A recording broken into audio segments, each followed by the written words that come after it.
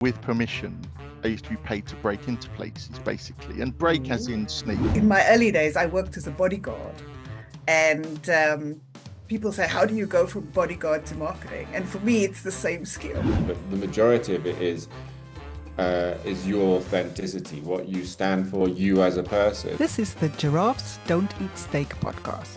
Podcast for curious marketers who zig when others zag. In this episode, we explore the hidden connections between cybersecurity, bodyguard work, and marketing strategy. Discover why authenticity beats viral content, how role-playing games can revolutionize business training, and why being yourself is your strongest competitive advantage. Hello, Alex. Hey, Erica, how are you doing? I am great. How are you? I am awesome. Thank you very much. I am so excited that I managed to drag Nick Drage to join us as our guest today. Welcome, Nick. Welcome, Thank Nick. you very much. Good to be here. So I'm not sure if you remember that weird post I did a while back where I said on LinkedIn, where I said, asked people to think about or just look at what AI was putting as the first comment and type that in. And it actually went viral. Oh my goodness, I was actually surprised. I copied that from Nick. And Wow. we I didn't started know if you were going to be that blunt. But yeah, I did. I copied it. But it's not like it's a genius idea. It's not like it's incredibly insightful or difficult. You just were yourself online, and that went great. It did. Well, I give you full credit for that idea, and it did a lot more than I thought. So, Nick, for Alex and for our audience, tell us about yourself. What is it you do when you're not creating viral LinkedIn posts? Well, trying to create interesting LinkedIn posts is one thing. Like I've started running a game on LinkedIn, essentially, like a kind of cybersecurity discussion game. So as in here's an invented company, here's an invented situation, and here's and let's not get into a discussion about the LinkedIn interface, but it's unfriendly. But here's a made-up company and situation. Here's the LinkedIn poll. What do you think the company should do in this situation? Or even better, imagine you're in charge of security for this company. What do you do? And definitely not viral, like 20, 30, 40, 50 people paying attention, but really good conversations out of it, really good engagement in, if that's not too bad a word, for people thinking about the situation, which partly is just something I find interesting to do, partly is getting people to play and think around an imaginary situation. I think gives us much better conversations around cybersecurity, which is, you asked what I do, but partly trying to use somewhere like social media and LinkedIn in an interesting, useful way. I think it can be that if you really try and really think about it. Partly, I'm just interested in how we learn through play is the best way to put it. Something we've all done as children. Not all, a lot of people have mistakenly rejected as adults. I think playing and gaming through situations is a great way to learn about them and what to do. So trying to make that work, as well as I've got a long history in cybersecurity, and I'm both disappointed in the field and really interested in the field. I think there's a lot better we can do in the field as well. So all of that and other things that come up as well. I've got portfolio career is the polite way of putting it, is sort of a really freelance attitude to how can I be useful that you'll pay me for, rather than when I realize saying this to marketing people, like, here's my one strong brand, this is exactly what you'll get from me. I'm a lot more varied, which I find suits me, but is a lot more difficult to sell to people. Absolutely, it is more difficult to sell. So from that LinkedIn post that I copied from you, what did you get from that? Because I think you ended up with more views, etc., than I did. No, see, this I specifically wrote it down. This was something I was going to congratulate you on, because I see you as appropriate for someone in marketing, and with a lovely smiley face, cartoon face that you used. Was you got what is it, 15,000 more impressions, 30 more emoji responses, and at least 100 more comments. Oh, So first of all, I mean, partly that's really interesting, seeing who's got the reach to who. For me, it's the just off the top of my head is how many voice actors there are on LinkedIn. That profession is not dead at all. okay. I've got a connection with one or two, and I think it's spread through that community. Partly the visceral dismay that professional writers had in just clicking a NAF response and clicking that automated response and seeing their name next to it. So many of them commented on, oh, I feel awful for saying that. Like I was saying this fairly generic post, and people were replying with, great point, Nick, or I'm with you. I'm That with sounds you. really threatening in certain contexts, especially, I mean, both from strangers or from people I knew really well, who I know are real thinkers and real analysts. Just replying to that with "I'm with you" was as disconcerting as someone I didn't know. So learning that, also that, also, I think especially for me and more for me than you, is that impressions aren't engagement. Like I Yeah. made some really interesting varied contacts. Um, had some nice little conversations with people in all sorts of geographical locations in all sorts of industries. Um, but had like literally thousands of impressions and like a couple of hundred extra follows or something, which again, I mean, comes down to my brand is very varied. My brand is I'm good at thinking and asking questions. How can you use that rather than here's my sort of solid single offering. But just the discrepancy between the two was the main thing I took away. That being viral isn't necessarily a good thing and doesn't necessarily lead to anything other than a certain number going up. That doesn't make a difference otherwise. Yeah. No, I would agree with that. It can be quite short-lived going viral, right? Especially if it's not followed up by another viral act and another viral act and another viral act. You're gone and forgotten very, very quickly in the digital world, unfortunately. Yeah, and then all you are is someone being viral, which again, um not wishing to disparage influencers. I think that's a definite industry and a definite skill set. And when you see behind the photos they take, you see how much work goes into it. But that's like a specific thing that you are, and you gain presumably pleasure and money out of seeing those numbers go up. Whereas for me, Yeah. it was like, wow, all these people are looking at me. A few people want to talk to me or intrigued off the back of that, rather than sort of 50,000 new people. And now I'm now in having a conversation with. Yeah. No, definitely I agree with that. Although for me, I got just over 200 new connection requests, which was fascinating, right? And a lot of third degree connections, which so that's Mm. people who never knew I existed before. And off that, we got probably 4 podcast guest requests. Oh, And nice. that makes sense because I talk Mm. podcast a lot. And podcast guest requests, even all the way from Australia, someone I'd I didn't, we were never connected, like no idea we existed, so we now have an even broader international following than we did before.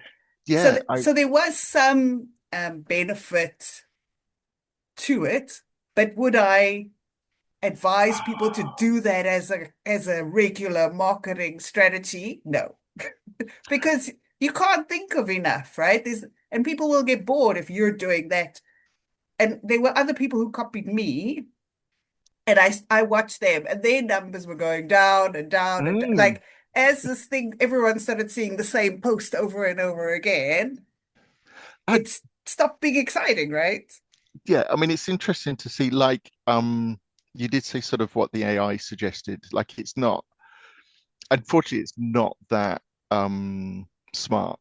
No, it's not And smart. it's just like it's a fairly standard set of answers that are put in a random order, I think. Yeah, So if people click the first one, so and again, that was interesting to see is the patterns of what turned up. Though it makes I mean, part of my brand on LinkedIn is complaining about LinkedIn. It makes me wish LinkedIn was better in that Mm. I think that kind of random connectivity between people is really interesting and useful. Who would you not speak to otherwise? Who's either in a similar profession to you, but you'd just miss them because of differences in geography or time zone, or Yeah. who's in a completely different area, but they actually do the same kind of thing as you. Um, like for example, the last episode of yours I listened to with Francis, Mm. your discussions about how, in the best possible way, the similarity between attackers looking who to attack and how to deceive them, and marketing looking at how to persuade people and get people's attention. There are similarities, like those, no, you wouldn't instinctively connect those two areas. But as soon as someone points it out, you're like, oh, I can see the definite comparisons between the two methods. That kind of random connection, I think, is really useful to make. And that's the kind of thing that LinkedIn could really use as a platform. Yeah. And like Lunch Club is the name of the platform where like you get assigned a random contact to have an online discussion with. That kind of idea, but on LinkedIn, I think would be really useful. And again, I think one of the things to take away is just the tricks that LinkedIn is missing as a platform. It feels like the minimum that it can be, rather than somewhere where people spend a lot more time on, Yeah. was something else I took from it. Yeah. No, I think you're right. There's actually a lot more. You talk about the randomness.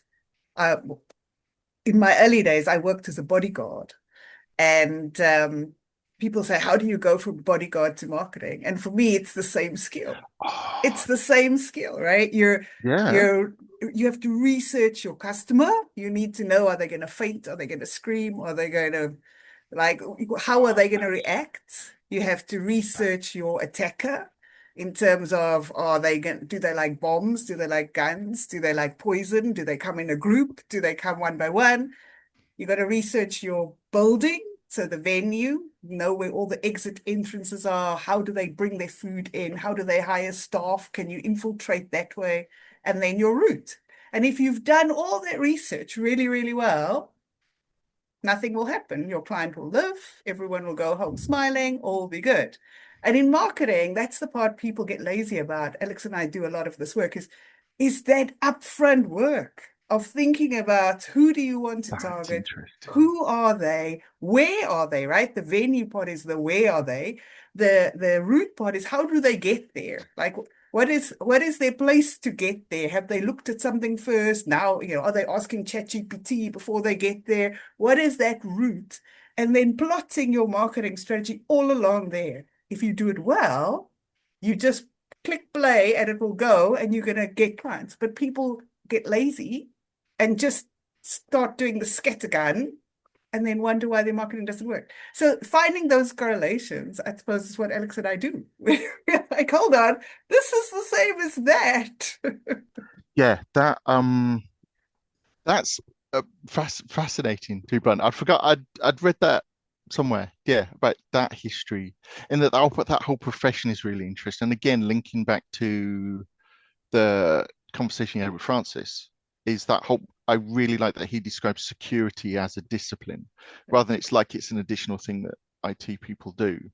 Is that I think security mindedness and thinking in that way is actually a discipline. So you've got a lot of that with a bodyguard background, plus just that whole emphasis on preparation, emphasis on planning, which is something else I'm interested in with games, is that whole thinking it ahead. Yeah. I mean, I realize this is meant to be about me, but if you don't mind me asking, I mean, did you ever practice that? Did you ever play through different scenarios that might happen and then react to them? Or did you just sort of get all the information together and then wait for it to go right on the day? Oh, in when I was working. Mm. So we did 6 months of training, full day, like we're Oh, talking 10 hours a day. And it was all role play scenarios, like literally. And wow. we started with 20 of us. I think I was one of three women, and then we were weeded out slowly of people who just were not getting it, were not, by the end, I think there were only five of us who passed, and I was the only woman who passed. But scenarios. And even this company I worked for, most of the time as a woman, I was there because this is not bouncer, right? This is not stand at nightclubs and kick people out. Hmm. Sorry, Alex is bored because he's heard this story 100 times. Um, but he also does enjoy going out with me because he knows I'm going to look after him. But the it's close protection. So as a woman, you're often going to a dinner or a black tie event, going as the secretary or the girlfriend. So you're blending in, right? This is not about standing out, it's about blending in. And so our training we had to do in the clothes we would most often wear. So as a woman, I had to wear high heels, stockings, and a skirt because 90% of my work would be in that. So I need to know how to run, jump, do fast, bomb detection, whatever I was doing, I had to do as uncomfortable as I was going to be in the actual job because it's no good you do it in slacks, but then on the night when the event happens, you're in high heels, right? Yeah. Train how you fight. Exactly. To be blunt, how good were you? I never lost a client. See that and sort of consciously making sure I talk about me, which I'm terrible at, which also is a bad thing to do in front of professional marketing and strategy people, is that 6 months of rehearsal, that 6 months of what I would call as playing games, a very wide definition of Absolutely. games. Um, is first of all you weed out people who can't do it, which is mainly good for them. Like again, without going into a tangent about career changes, is sort of finding what a great way for someone to find out, oh, this career is not for me, Yeah. rather than they're actually doing something active, something live, actually protecting someone. Um, but that, just imagine being in a job for 6 months before you do it and being trained for 6 months and then doing a job rather than it's your first day. We need you to start earning your salary. Yeah. So we're gonna put you put you straight on work. Even with all due respect to other professions, even if it's something minor, imagine that level of training. That's what I hope to help with the use of games, is people Mm. being able to play through situations and make mistakes. I won't ask, but I imagine that you made some mistakes and that's how you learn, is like, oh, that guy over there was actually a danger. This pretend client is pretend dead. Yeah. Excellent. What a great time to learn it rather than in reality. That's what I think why gaming is key. Completely by chance, because I'm also interested in randomness and I'm co-writing a book on it, is by chance my father introduced me to a set of professional war gamers. So people who, often in military context, but in general context, will design games about situations so that people can rehearse and practice situations. Might be sort of almost classic sort of figures on a table, might be more mental, might be more conceptual, and just the things you learn and the situations you saw and the difference in understanding between not playing, say, a 2 3 hour game and afterwards you suddenly understand why someone made a decision historically or how difficult the situation is. Sort of after that weekend of meeting these people, I was just amazed that, why have I not seen this in my career? Why have I not seen this in business? Why is this not a widely advertised profession? Because it's so useful. Yet people are just kind of, well, a job's relatively obvious, so you can learn as you go. Try not to make too many mistakes, try not to get fired, and just put you into situations is, I think, such a waste of human talent in general. Absolutely. And Alex, you and I have both had experiences where we've ended up in the wrong job, and we wish there'd been some practice beforehand. And there was no signs, right? Like there's nothing in the interview or anything that told you it was the wrong job until the day you get there. You're like, what? Well, I mean, that's a good example that we can use across all types of functions in business. And let's say marketing, for example, the worst thing you can do is present yourself in one way, and then when the customer gets through the door, you're giving them a completely different experience. And unfortunately, that is not, or let's say fortunately, that's because why we still have a job, Erica.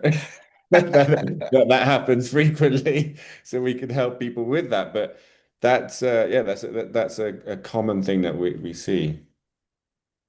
Yeah, Absolutely. I really like the again, listening to previous episodes was like the emphasis on authenticity. I think I did make it, was it Nikki Shield Yeah. mentioned? And just, I mean, partly just it's easier and you don't have to like think in two levels all the time of, well, like, what am I really thinking and saying, but what am I kind of allowing myself to think and say in public, especially for what was it called? I think it was owner owned or owner driven. Yeah. Wouldn't be owner owned, owner driven businesses. Um, is that saves so much mental energy, and also knowing a little about sort of sales funnels and so on. It's been interesting talking to small businesses, and basically, it's like if you are yourself and people know what they're getting, you don't get potential customers who aren't interested in you. So you save a whole bunch of time of them figuring out, oh no, you're far too scrappy, or you're far too informal, or you're far too formal, or you're far too rigid in what you're selling when we need something more bespoke, is all those customers are immediately put off, which is great and saves your sort of valuable time for the people who are actually interested in what you're offering. No, exactly. I mean, if you there there may be only a handful, if even that, of products and services that are unique. The majority of products and services are widespread. There's lots of competition in almost every industry. So what makes you different is not your product really, it's not really your service. I mean, there might be some variations, yeah, but the majority of it is your authenticity, what you stand for, you as a person. Like if you think about gyms or something, gym trainers, they do the same thing. Like do 10 reps here, do 10 reps here, or whatever. Their service is no different, but the way that they communicate it in their style is different because everybody is unique in a way. Like we notice the uniqueness in people. And if you're authentic and true to that, then that's what will sell. And actually just in the previous podcast we just had, we were talking about telling the truth. And so that doesn't necessarily mean not telling lies, but it's telling your truth and coming from you, and that is something that people can relate to and connect with. And if they have a similar vibe as you, then they'll connect with you. They think, well, I'll go with this person rather than the other person, even though it's the same service, but I feel connected with this person. So you need to have that be authentic and not be scared of alienating other people. The more people you alienate, probably the better, because it means you're then only going to be speaking to people who actually really want to work with you and you want to work with them. Yeah, I mean, it's that thing about sort of that LinkedIn post was the difference between impressions and engagement is that whole getting to connect with the right people rather than everyone. And also, I mean, I don't know if you've sort of looked down my LinkedIn profile. Sort of essentially, and I should remember to say this bit first, with permission, I used to be paid to break into places, basically, and break as in Ooh. sneak. Break, I mean, sort of not kind of TV scenarios, much more just going to the front office in a suit and just lying politely and getting into the building that way. Um, but Lying politely, did you say? yeah, yeah. I mean, I'm remembering the time I made a I'm it's memorable, but I'm not proud of making a pregnant receptionist cry who couldn't look at me because you just go in and deceive people. I mean, but for their own benefit. Um, looking straight to the camera, I should make that clear. But the thing with that was you've got to think, well, this is who I am, and this is the kind of person I am, and this is what I want to do, and then who you're pretending to be on the day. So this is the level above who I am, and this is what I want to do, and this is the impression I give, as well as in that situation in particular, thinking about all the possibilities, what could happen, what am I under threat of, who's picked up that I'm lying, and I don't know. I don't think I'm a good liar. You can sort of do it if you believe your own story in that way. But I was really conscious from that of like the cognitive overload of double thinking literally everything you do from the start of the day. How do I turn up? What am I wearing? Who am I making eye contact with? Sort of if I'm in a restaurant, do I want to in the sort of the company canteen? right, do I want to sort of hide in the corner and no one to notice me, or do I want to make sure people see I'm here and not looking like I'm hiding? Right, I've got to think about that decision, and everybody who comes in, the load of that is huge. And then, so like if you're in business in the same way, it's like, well, sort of everything you write on LinkedIn, do you think, well, actually, I want to say this, but no, my public persona is something else, so I must double think everything I write. Just the load of that on a person, on a business, is huge. And you just as small business people, we are our best resource and our most valuable resource. So if you spend that double thinking of your sort of public perception, and unless you're really good at it or you find it really easy, I think it's such a waste of available resources. And like we're saying, it's just be yourself, see who's interested, take it from there. Absolutely. Actually, Alex and I accidentally did also test certain protocols, but we weren't paid for it. We went to the airport and got through security, got through check-in, got through all the way to the gate. And when we got to the gate, they found out that actually we were a month too early. And so they took us to this back security area, and we literally had to identify all the people who had let us through because they wanted to, I don't know, fire them or something. Some people got fired that day. We had to explain how we got through, like how we got, who we spoke to, who looked at our ticket, who so we did that breaking in thing, but it wasn't on purpose.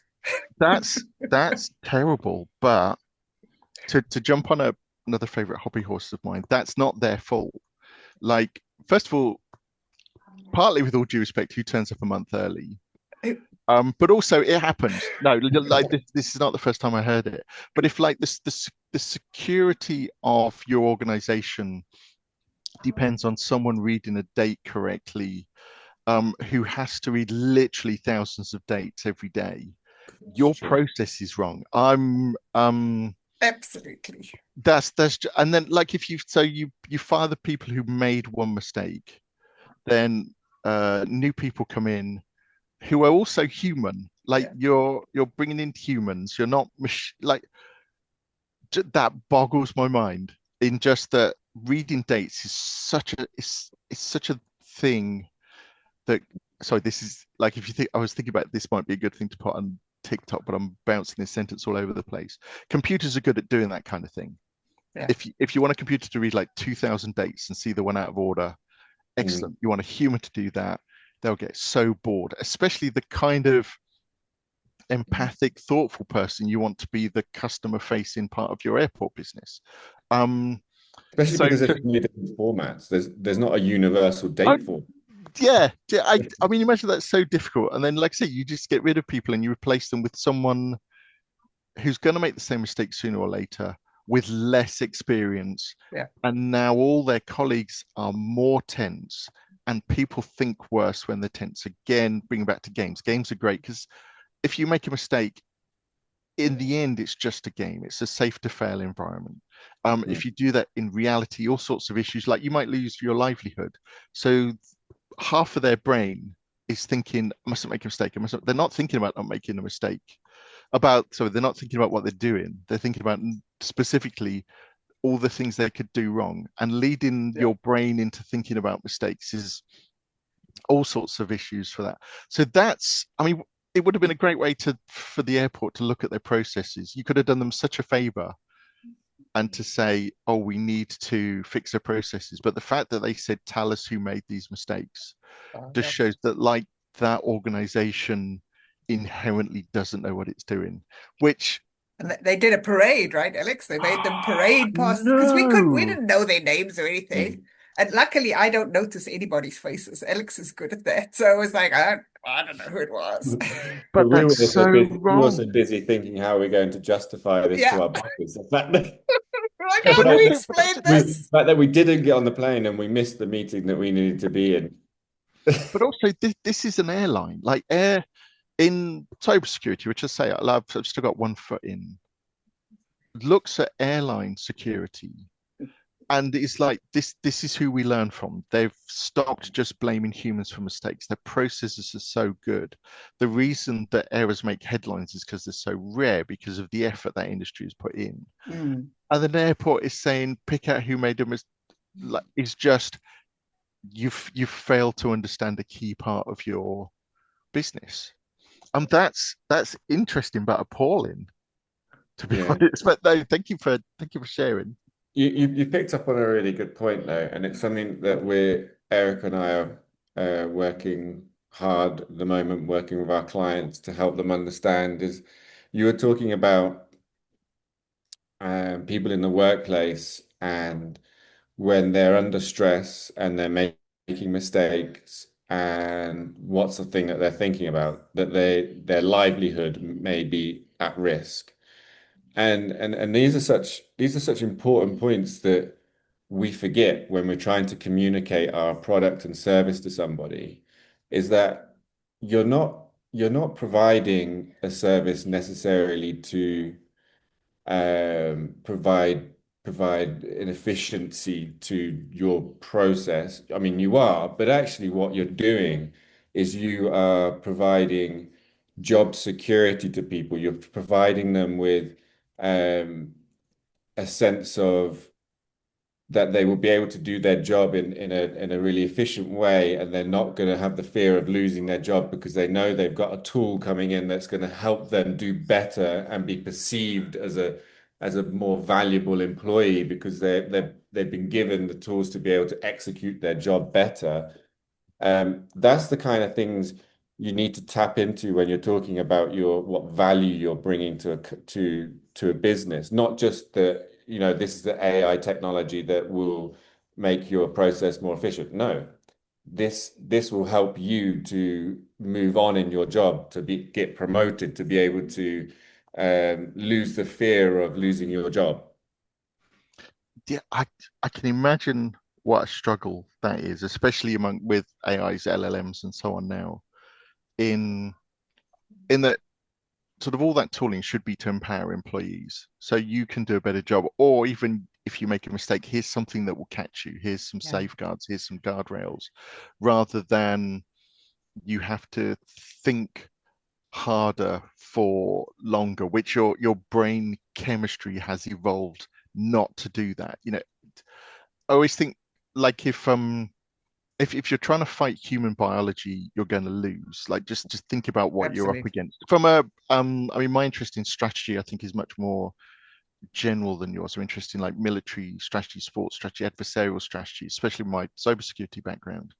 And it's like, well, pick your fights. And if you're picking a fight against human biology and evolution and the way brain chemistry is, then that's not going to work. Even if it's something as relatively minor as introducing a tool, if it's, well, I'm going to make people worry more by, say, bringing in a new AI solution, which someone higher up who doesn't really understand how this part of the business works has decided we need, you're just going to make your staff worse, which is hopefully counter to what the company's hoping to achieve. Absolutely. And with that, and it comes down to, playing games, running scenarios with any change, is because if people aren't bought in, if their fears have not been addressed, if they're not sold that this is the right thing, number one, they're just going to sabotage it. So it's going to fail anyway. So rather, and I love that thought of, let them play with it for a while first. Let them get Mm. used to it. Let them explore. I'm a member of Toastmasters, and they're introducing a new learning model. And I'm one of the people that's been asked to beta test this model. And I love that because before they roll it out to the whole world going, here's the new one, they've given it to a few of us saying, run it. We want feedback. This is what we want to get. They put it in a structure so that it's not skewed, that everyone's going to get the same experience, whatever. And I love that idea. I love that. Just let people give their opinion, because once they've given their opinion, they bought in anyway, right? Like then if I've gone in and said, oh, change this color to this word to blue or something, it's my opinion. I've had a chance. I'm invested. I'm in already, right? So in terms of the change management of it, in terms of making sure it actually will work with those who need to use this every day, I think people forget that when they make changes, and especially with tools like AI or any software implementation, or if it's just like someone's done a business case, it's all cold factual business case, right? It's based on it's going to save us X amount of money Yeah. because the ones we're using now cost Y, or you know, oh, there's this case study in Korea where it worked really, really well. So of course it will work here. Um, let's just copy it. And then ta-da, here it is, off you go. And people are sitting there going, well, actually, this is not making my life easier. This I have to do 10 extra steps to do this. Yeah, it's so true. It's like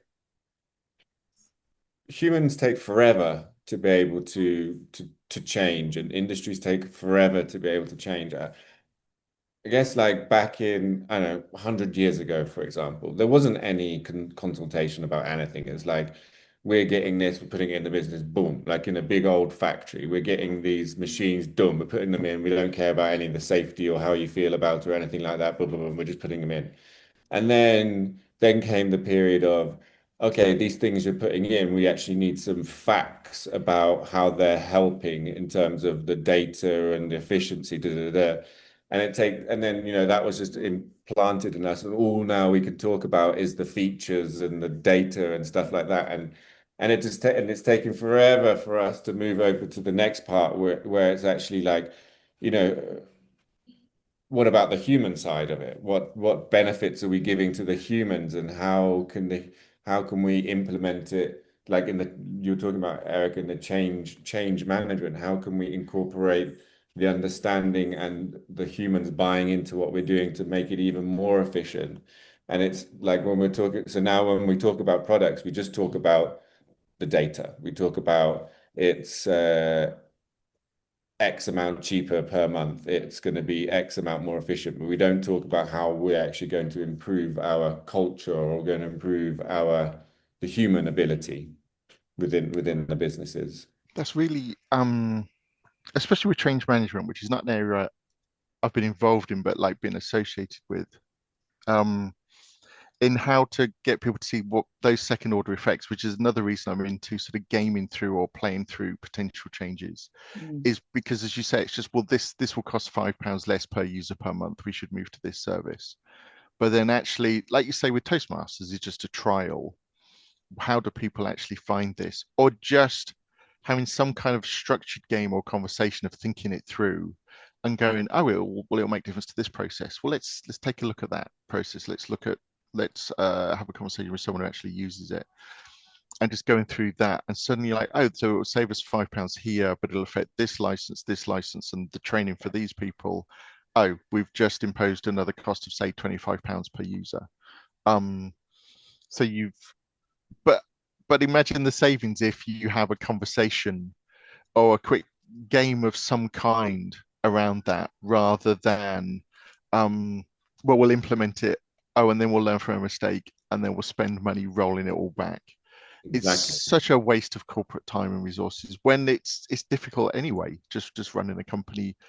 um like I say, I'm still astounded that these kind of rehearsals or games, or like just structured discussions, don't happen a lot more often. Exactly. Completely agree with that. Also, I don't know whether to say it. Well, I'll say it on a recorded medium.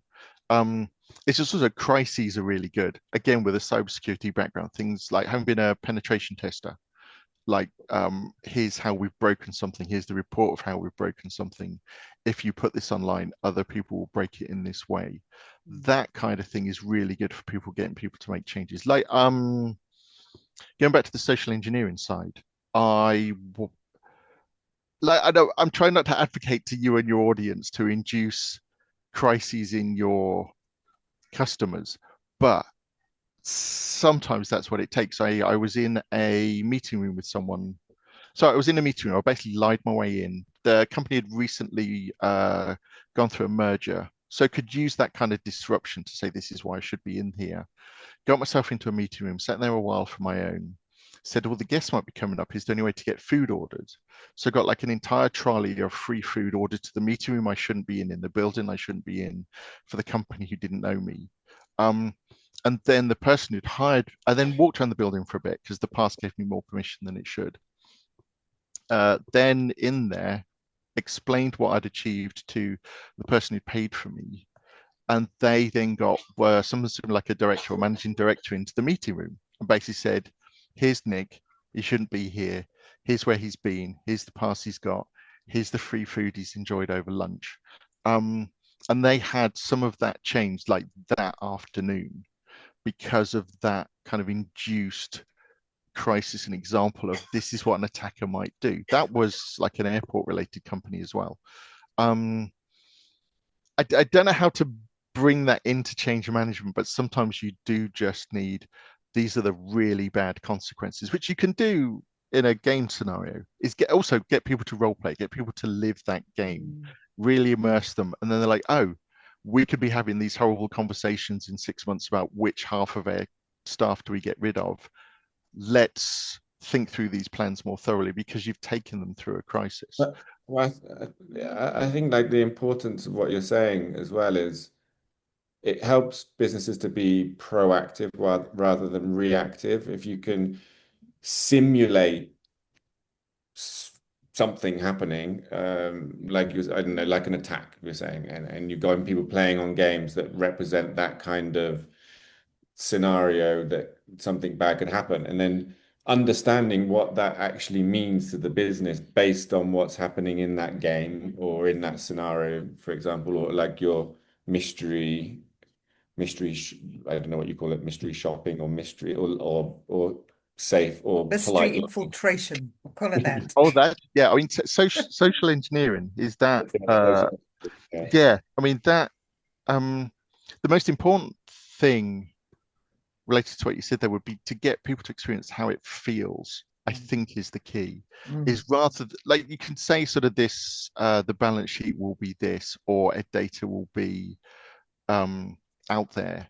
But what I've seen done really well in games is, for example, you've got someone who's playing the game and they're learning about what might happen. And first of all, you put them in that position, you make them role play that role.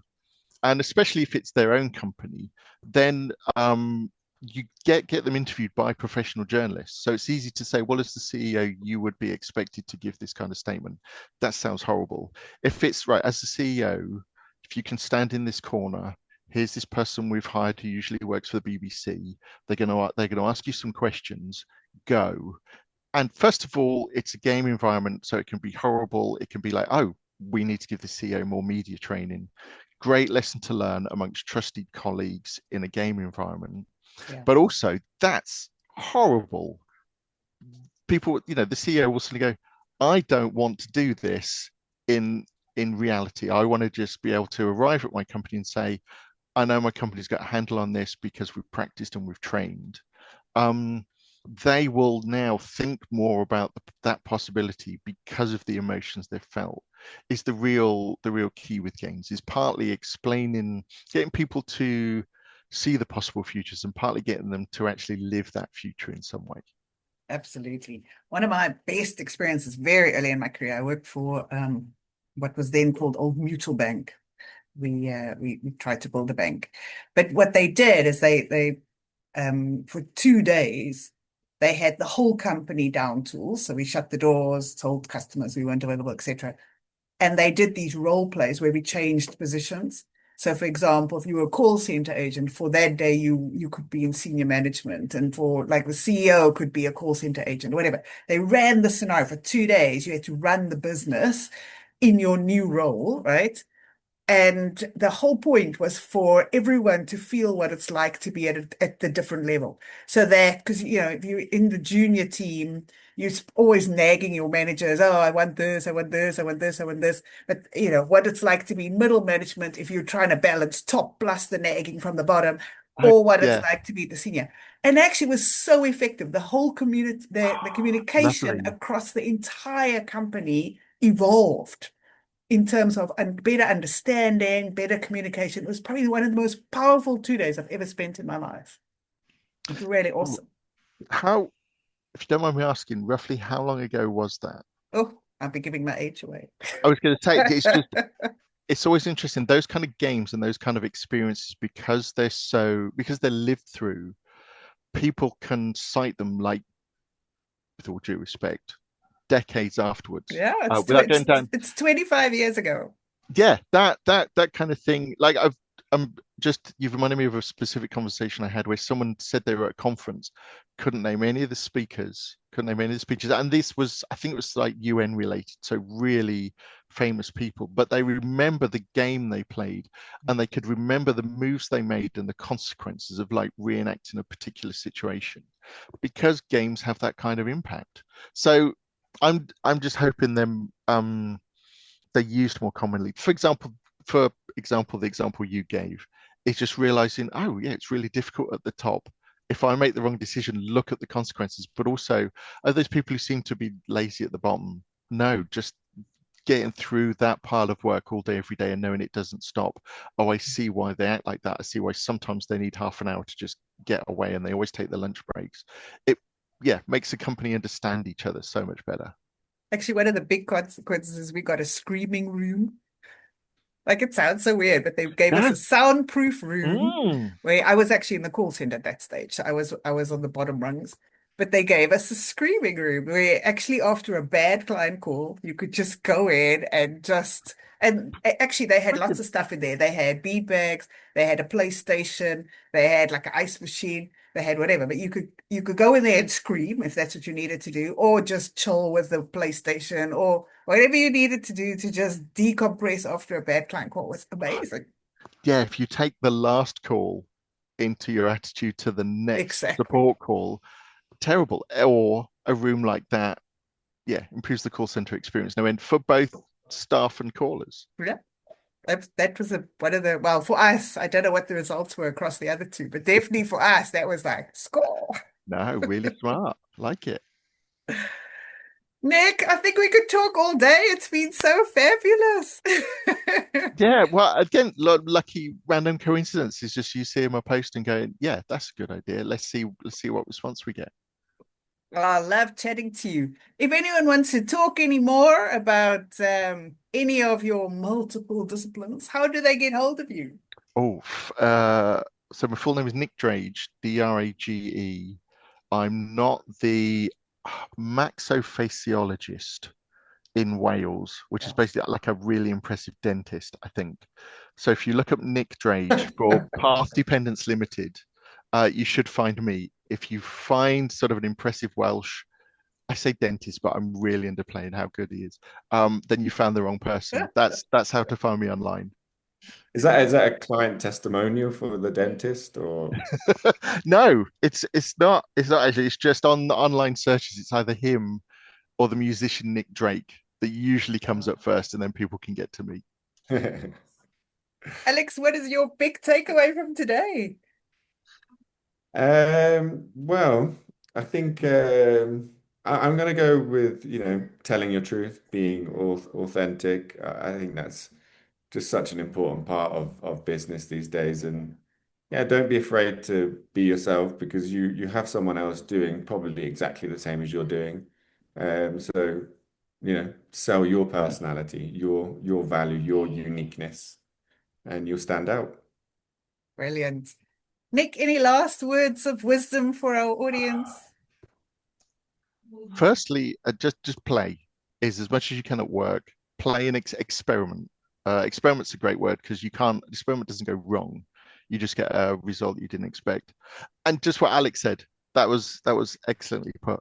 Just be yourself, see where it takes you. Oh, And fantastic.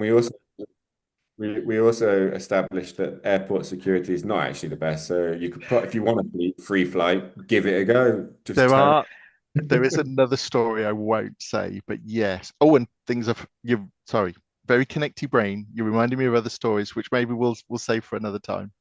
You are always welcome. We'll Thank definitely, you. definitely call you back. We'll keep having this conversation. It's fabulous. Thank you, everyone. Have a wonderful day, and I will see you soon. Thank you, and thanks for Thank joining us, you. Nick. Bye. Thanks for listening to Giraffes Don't Eat Steak, where curious marketers zig when others zag. If you enjoyed the episode, share it with someone who loves great marketing conversations. And don't forget to follow, review, or drop us a note. We love hearing from fellow curious minds, and if your own marketing's feeling a bit tangled, check out our Marketing Power Hour. It's a focused one-to-one session designed to help you get clarity and momentum. Just go to themarketingdetectives.com and book your slot. Until next time, keep zigging.